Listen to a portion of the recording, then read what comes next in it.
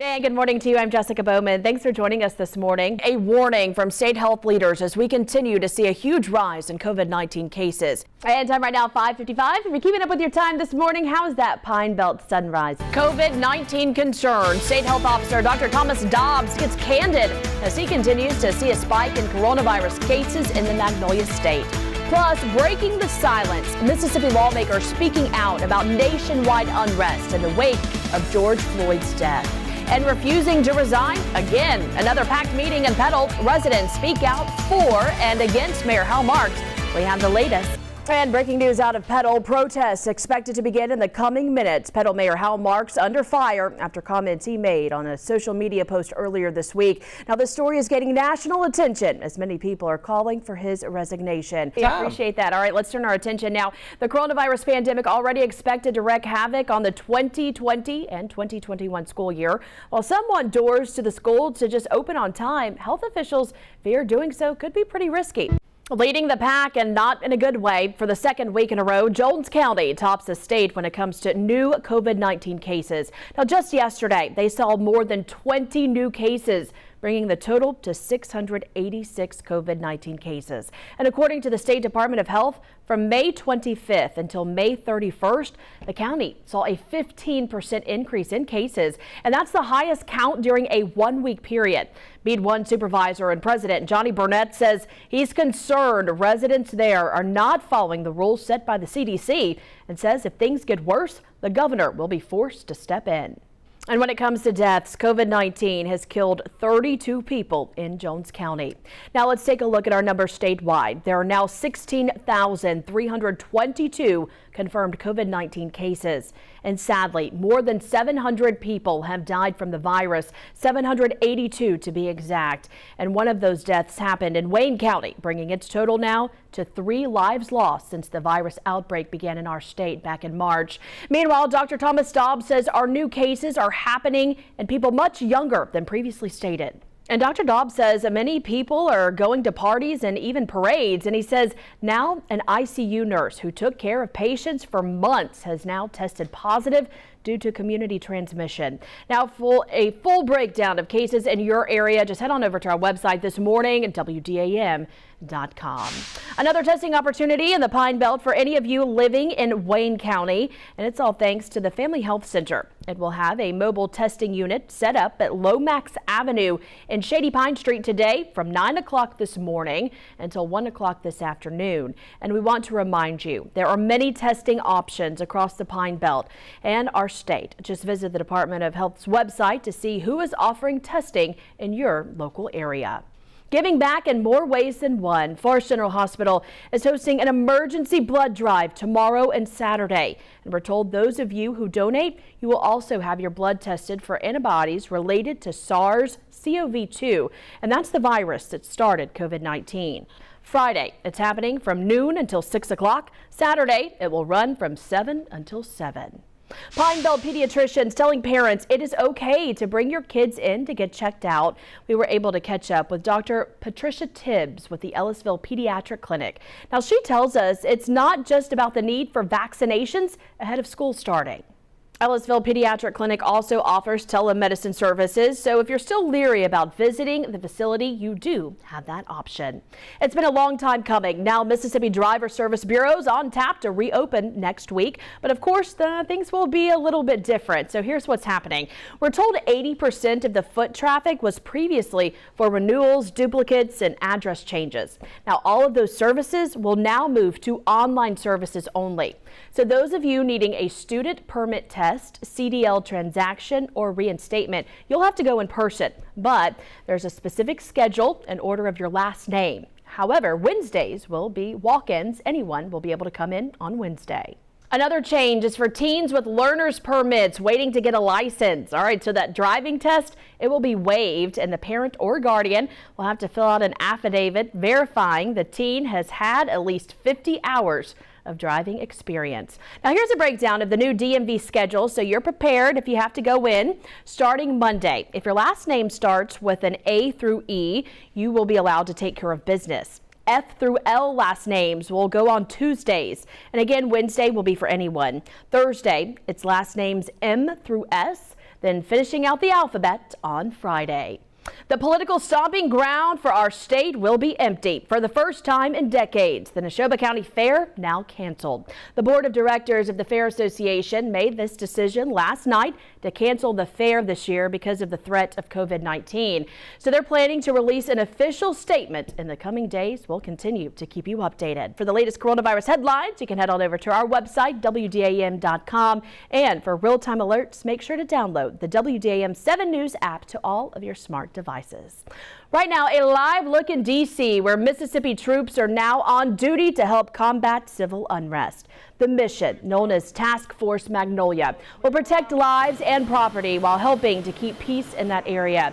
Now, we're told when the troops volunteered, they got that call and they then volunteered to make the trip to D.C., all in an effort to make a difference. Most of them serving are from the 155th Armored Brigade Combat Team and have recently been overseas in Iraq and Afghanistan.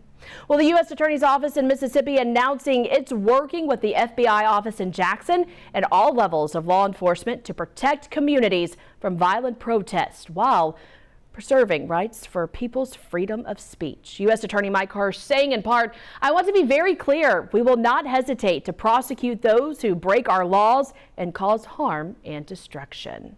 Meanwhile, the first of several memorials for George Floyd will take place today in Minneapolis.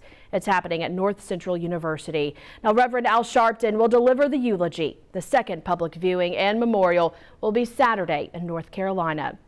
That's followed by 2 more services next week in Floyd's hometown of Houston, Texas.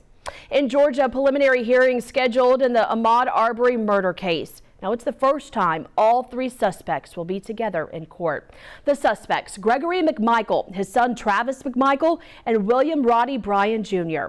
The McMichaels face murder and aggravated assault charges for the February 23rd crime, while Bryan, who recorded the deadly shooting, is facing felony murder charges.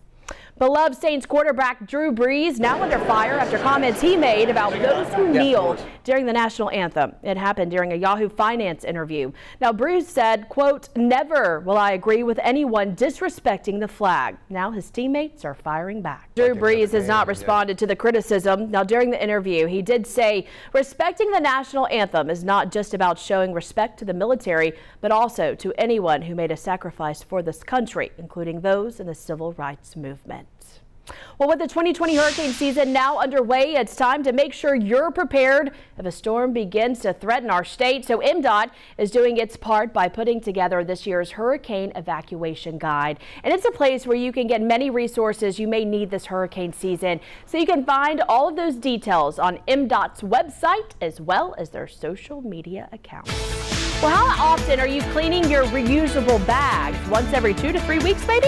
Well, believe it or not, that may not actually be enough. Straight ahead, tips to keep you and your bags safe. It is a pivotal moment tonight in Mississippi politics as Republican gubernatorial candidate Tate Reeves is hoping to be elected as Mississippi's next governor. And as we've said all throughout the night, this is going to be a tight race. We were actually able to speak with a candidate just a few minutes ago who says voter turnout here in our state is up and is doing pretty good tonight. People are coming out and they're casting their vote. Now, taking a look back, a Democrat has actually not had this much support from voters in our state in many years. So Tate Reeves is hoping to continue that Republican winning streak. And we want to talk about campaign finances tonight. Now, the Reeves campaign, the campaign finance filings show there his campaign has spent more than $10 million in the race for this top spot. That compared to his opponent, Jim Hood, who has spent a little more than $5 million. And I also want to mention President Trump made his stop in Tupelo, stomping for Tate Reeves, followed by Vice President Mike Pence, who also made a stop on the coast, stomping for Tate Reeves. So from the finance to those high-profile visits, will that make a difference in tonight's election? Well, all of you voters will determine that tonight. So we are live tonight at the Westin as the stage is being set tonight for Tate Reeves and his supporters. So we'll continue to keep you updated throughout the night as you have a little less than an hour to get to the polls if you have not casted your ballot. For now, reporting live in downtown Jackson at the Westin, I'm Jessica Bowman for Decision 2019. We are drug addicts, but today we're drug addicts and alcoholics in recovery. My drug of choice was marijuana and crystal meth. Had been using for 3 years. Alcoholic and drug addict in recovery.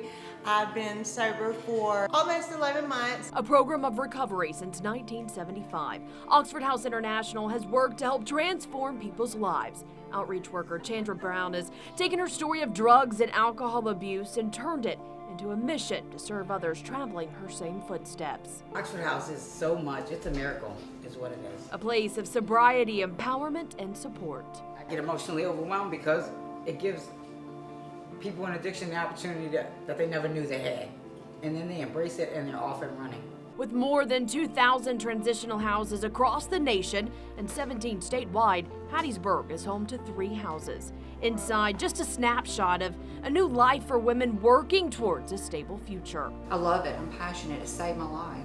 Oxford House alum Dana Tarter now able to help others who face her same tribulations. It still helps you with accountability too, and you see the women coming in and you're able to help them and watch them grow as you did. And it's amazing. It's a wonderful experience. It also holds you accountable and it holds you responsible. It saved my life because I was in addiction so long that I had no idea how to just live as a sober person. The self-supporting, drug-free home is the foundation to a sense of freedom. I've seen people's lives change. It's not a story that I heard or something that I read. I'm part of it, and I get to watch the miracle happen, and it's probably one of the most amazing things that I've ever been a part of, and I'm grateful that I don't have to do this, I get to do it. In Hattiesburg, Jessica Bowman, WDAM, on your side. A sense of serenity as you step inside one of nature's habitats. Welcome to Turkey Pine Plantation. You know, the real beauty of the farm is that it's a lot more than just planting and growing and harvesting trees. A landscape of natural beauty stretching across more than 100 acres. It's heaven. And all the wildlife, the deer and the turkey and even the squirrels, and it's just, we're very blessed. As a beam of sunlight radiates through the treetops, the picturesque view is only a snapshot into the tranquil tree farm upkept through a labor of love. The bald eagle occasionally, the geese, the deer, the turkey, it's those kinds of things. It's the recreational activities that we have because of the farm. Nestled in the outskirts of Summerall in Lamar County, this tree farm is home to Henry and Kay Hudson. Passed down through the family, the whispering pines and gentle waters serve a much greater purpose. Our farm produces some income from us in the harvest of trees, but it also serves as a sanctuary for wildlife. Along with a 24-acre watershed lake, which is a sustainable fishery, Turkey Pine Plantation grew to life in 1998. The couple moved from Memphis, Tennessee to their land of milk and honey, made up of loblolly and longleaf pines that have been deep-rooted in their family tree for more than 70 years. Creating a sustainable forest, the Hudsons own and operate the only American tree farm system, certified tree farm in Lamar County. It's a regeneration from the J.J. Newman Lumber Company clear-cut harvest back in the early 1900s. The couple's hard work is highlighted through the Mississippi Forestry Association, naming them the recipients of the 2019 MFA Outstanding Tree Farmer of the Year. A lot of work, about 20 years of work, to be honest with you. We're so proud of the Hudsons to be in Lamar County. They have a beautiful farm, as you've seen. Senator Joey Fillingane, who represents District 41, where Turkey Pine Plantation is sowed, says the state of Mississippi is made up of a little more than 60% of forested land encompassing more than 19 million acres. Forestry and poultry are the two #1 economic generators here in Mississippi, and we're still largely an agricultural state. So timber in this state is king, and we're so proud that this beautiful tree farm is right here in Lamar County. All of those things working together, it is amazing in that the sum total of them working together is greater than the sum of the individuals by themselves. I call it a force multiplier. It gives you more than you put in for it. As their hard work blossoms into recognition across the Magnolia State, the gates close for the evening at Turkey Pine Plantation.